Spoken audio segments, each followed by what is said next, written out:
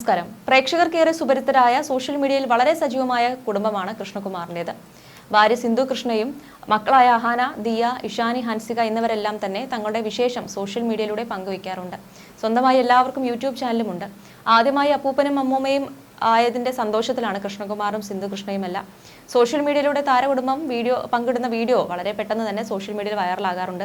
4 പെൺമക്കളുടെയും എന്ത് ആവശ്യത്തിനും എത്തുന്ന ഒരാളാണ് സിന്ധു കൃഷ്ണ എന്ന അമ്മ. എന്തായാലും യൂട്യൂബ് ചാനലിലൂടെ സിന്ധു കൃഷ്ണ ഏവർക്കും പ്രിയങ്കരിയായി മാറിക്കഴിഞ്ഞു.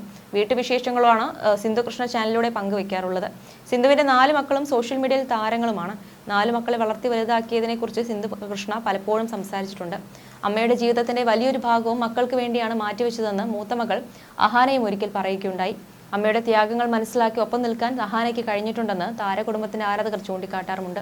മക്കൾ 4 പേരും ജീവിതത്തിൽ ഉയർച്ചകളിലേക്ക് കുതിക്കുന്നതിൽ അഭിമാനിക്കുന്ന മാതാപിതാക്കളാണ് കൃഷ്ണകുമാറും സിന്ധു കൃഷ്ണയും. മക്കളുടെ സ്വപ്നങ്ങൾക്കൊപ്പം നിൽക്കുന്ന ഇരുവരും നിരവധി മാതാപിതാക്കൾക്ക് പ്രചോദനവുമാണ്. മക്കളാണ് അന്നും ഇന്നും സിന്ധു കൃഷ്ണയുടെ ലോകം. സിന്ധുവിന്റെ വ്ളോഗുകൾ കാണുന്നവർക്ക് 4 മക്കളെക്കുറിച്ചും 4 അഭിപ്രായങ്ങളാണ്. സിന്ധു ഏത് മകളോടാണ് കൂടുതൽ മമത കാണിക്കുന്നത്, ഏത് മകളെയാണ് കൂടുതൽ മനസ്സിലാക്കിയത് എന്നെല്ലാം സംബന്ധിച്ച് ആരാധകർ അഭിപ്രായങ്ങൾ പറയാറുണ്ട്.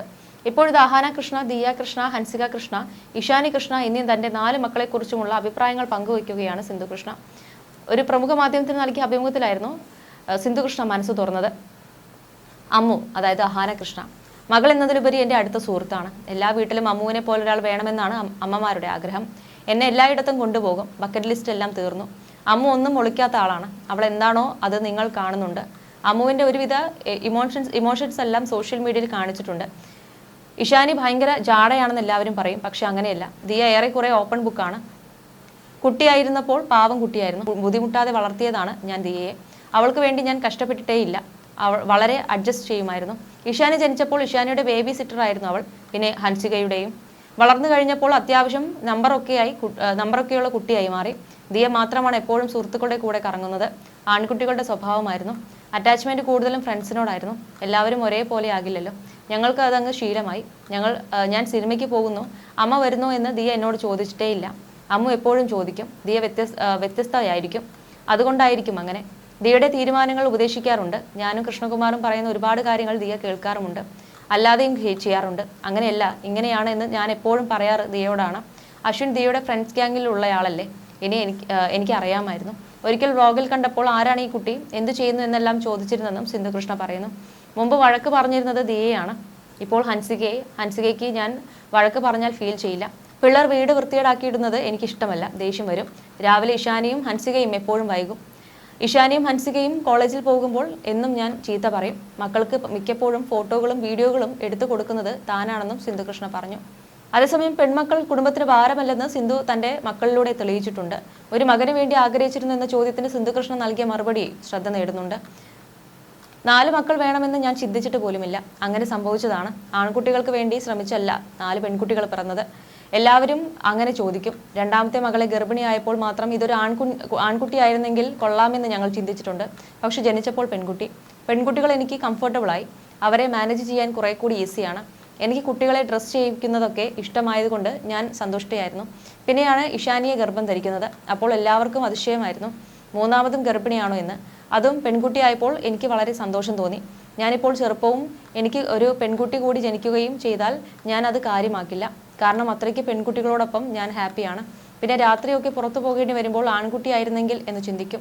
4 പേരുടെയും സുരക്ഷിതത്വം ഞാൻ നോക്കി. അത്രയ്ക്കും സ്ട്രെസ് ഞാൻ എടുത്തിട്ടുണ്ട്.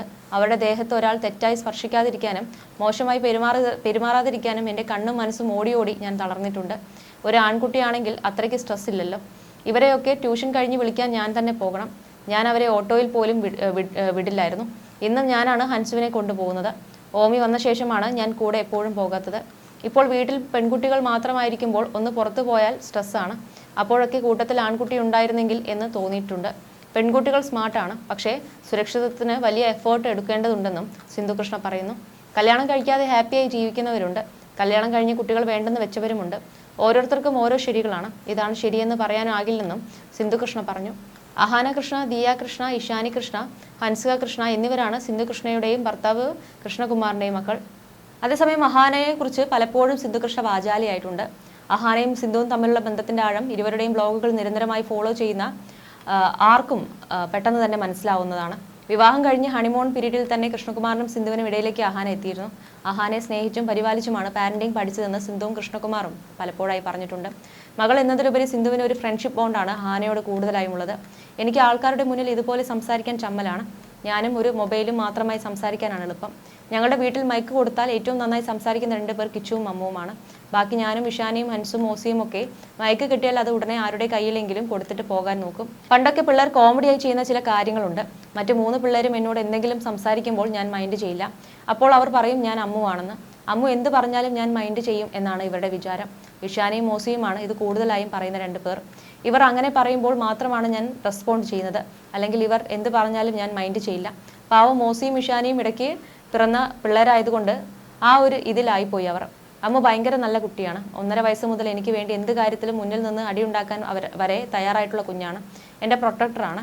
എൻ്റെ എല്ലാ സ്വപ്നങ്ങളെയും സാധിച്ചു തരുന്നയാളാണ്. എവിടെ പോകണമെന്ന് പറഞ്ഞാലും കൊണ്ടുപോകും.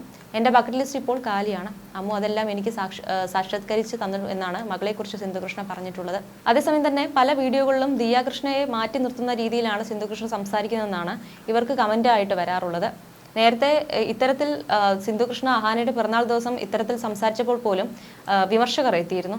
മൂത്ത മകളെക്കുറിച്ച് ഓർത്ത് അഭിമാനം കൊള്ളുന്നതും അവളെ പ്രശംസിക്കുന്നതും നല്ല കാര്യമാണെങ്കിലും മറ്റു മക്കൾക്ക് സിന്ധുവിൻ്റെ വാക്കുകൾ ട്രോമയായിരിക്കുമെന്നാണ് വീഡിയോ വൈറലാവുമ്പോഴെല്ലാം കമൻറ്റുകൾ വരാറ്. മറ്റു കുട്ടികൾക്ക് ഈ വാക്കുകൾ ഒരു ട്രോമയാണ് സമ്മാനിക്കുക. നിർഭാഗ്യവശാൽ മാതാപിതാക്കൾക്ക് മക്കളിൽ പോലും അവരുടെ മക്കളിൽ പ്രിയപ്പെട്ടവരുണ്ട്. അമ്മയുടെ ശ്രദ്ധ പിടിച്ചു പറ്റാൻ മറ്റു മക്കൾക്ക് മൂത്ത മകളെ പോലെ അഭിനയിക്കേണ്ടി വന്നാൽ നമ്മളും അമ്മു ആണെങ്കിൽ മാത്രമേ നമ്മൾ പറയുന്നത് അമ്മ കേൾക്കുമെന്ന ചിന്തയിലേക്ക് ആ കുട്ടികൾ എത്തിയിട്ടുണ്ടെങ്കിൽ അമ്മയുടെ പ്രവൃത്തികൾ എത്രമാത്രം ആഴത്തിൽ ആ കുട്ടികളുടെ മനസ്സിനെ ബാധിച്ചിട്ടുണ്ടെന്ന് കൂടി ആലോചിച്ച് നോക്കൂ. ചിരിച്ചു തള്ളേണ്ട വിഷയമല്ല. അവരുടെ കാഴ്ചപ്പാടിൽ നിന്ന് ചിന്തിക്കൂ എന്നിങ്ങനെ നിരവധി കമൻറ്റുകളാണ് വരാറുള്ളത്.